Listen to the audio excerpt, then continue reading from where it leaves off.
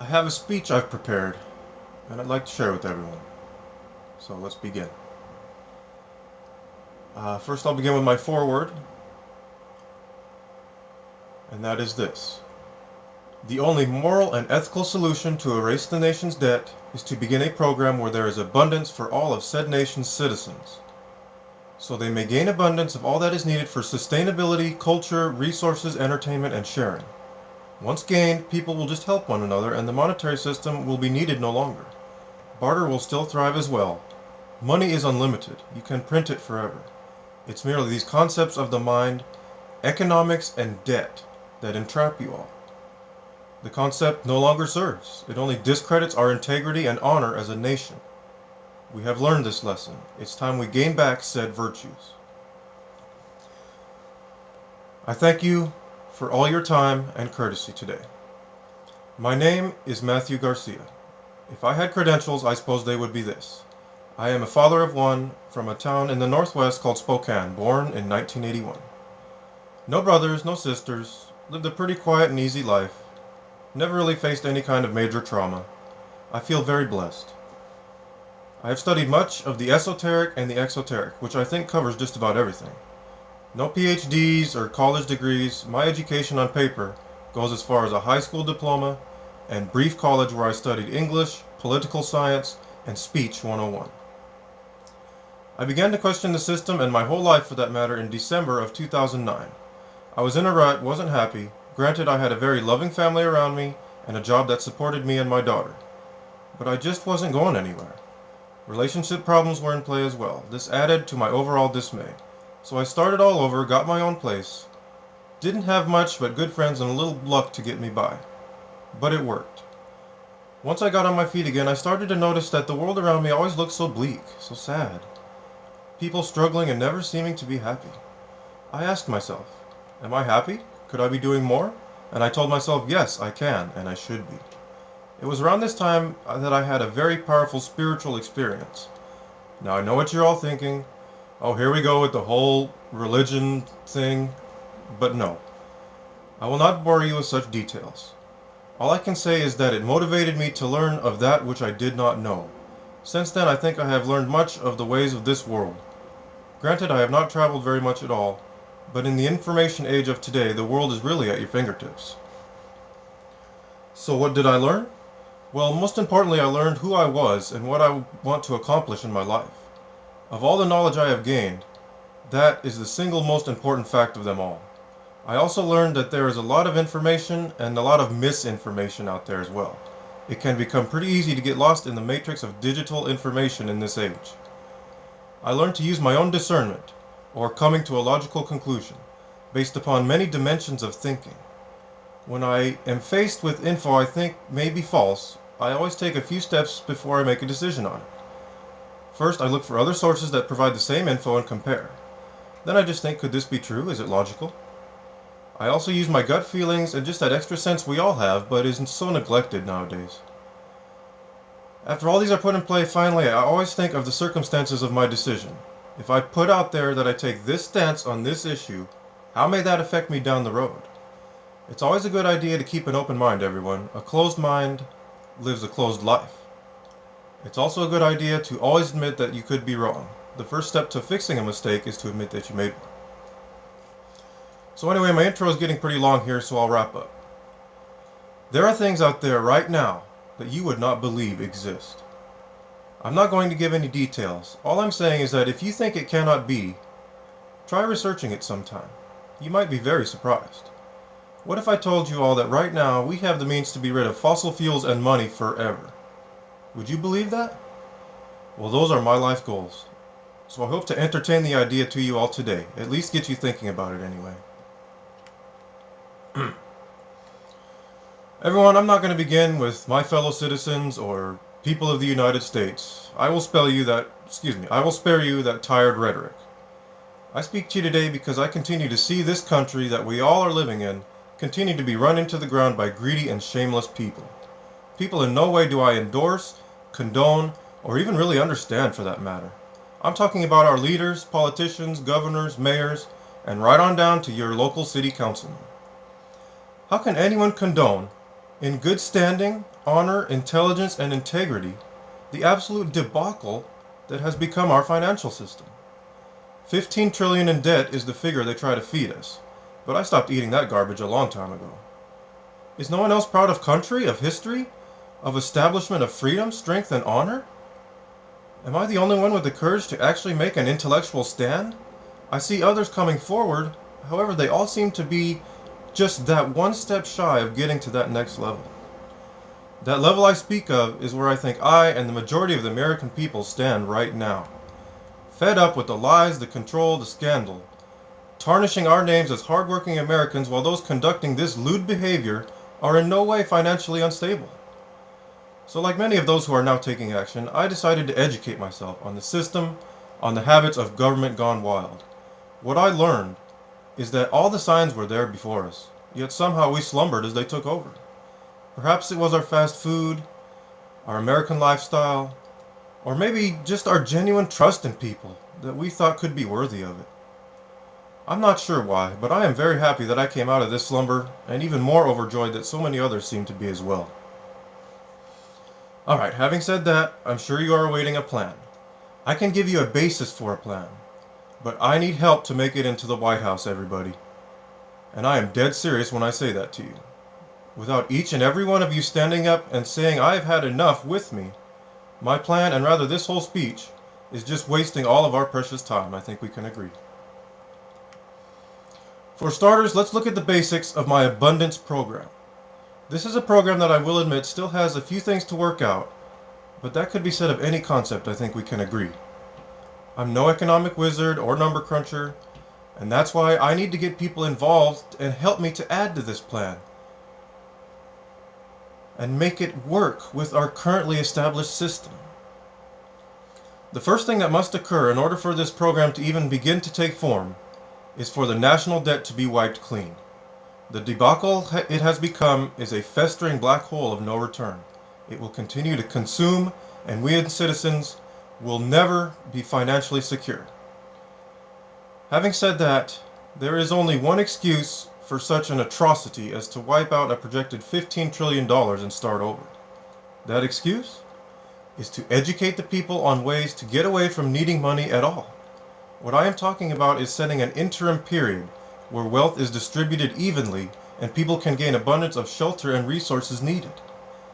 Another critical element in this interim period is the advancement, or rather unveiling, of technology suited toward a society focused less on money and more on resources.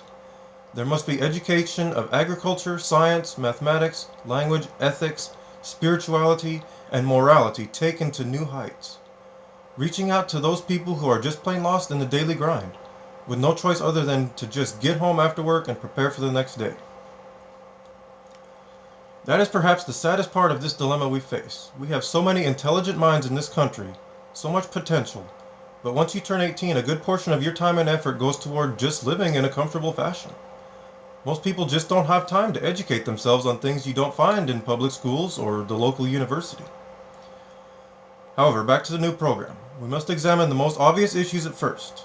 One of the main things that got to me was the absurd amount of money that goes toward professional sports and its athletes, while we still have poverty at any statistic in this country. Greed has absolutely taken over the minds of so many. It's become really quite dramatic, the level of arrogance demonstrated. What, with the recent NBA lockout and other follies of organized professional sports? Ultimately, money is unlimited. You can print it all day. Who's keeping them honest? No one.